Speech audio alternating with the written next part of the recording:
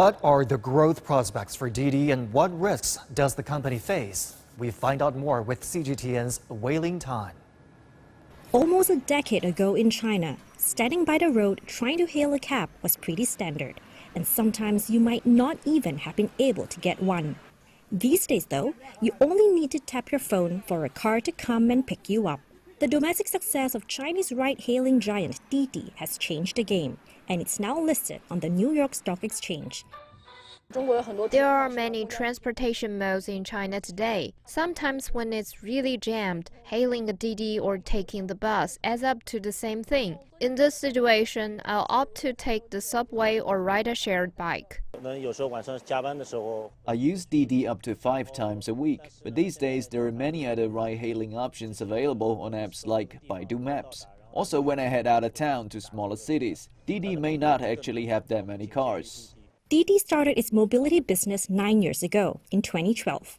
Fast forward to 2021, it had 377 million annual active users in China. This makes up over 76% of its 493 million global platform users, and more than a quarter of the country's population. For now, over 90% of Didi's revenues still come from its home turf, China. Foreign markets accounted for less than 2% of its total revenues as of end March 2021.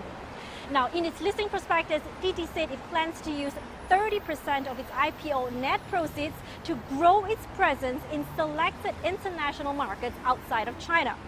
Given that the company hasn't made operating profits here in China yet, what should be the strategy for the company for both its local market as well as its overseas ventures in the coming years? For the domestic market, because the market share in Tier 1 and 2 is already pretty high, and they have a big user base, which is an asset for them to diversify into related business like goods delivery, two-wheelers, home moving, etc., and even food delivery. But for international markets, it's more of an expansion of their current core business, which is e-hailing. This comes as analysts say Didi's growth in big Chinese cities has stalled.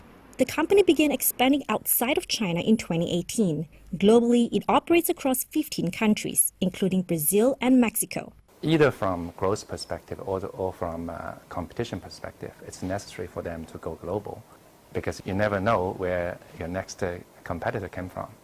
Yeah, if you don't capture this market, it will anyway captured by someone else. For Leo, he cites a potential regulatory crackdown as a major risk for the company.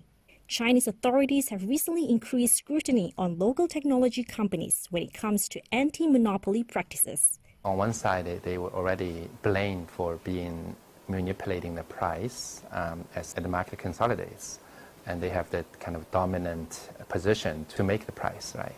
And the second thing is they expanding into many related businesses, which can also be monopoly suspicion from regulatory perspective. Leo says there are 2 things that Didi should do in this regard. First, make its pricing mechanism transparent, and second, be cautious in how it treats its competitors. I think the way they've opened the platform to smaller operators is a good practice. As a market leader, Leo says Didi has a responsibility to guarantee the health of the entire industry and sector. Wei Lynn Tang, CGTN, Shanghai.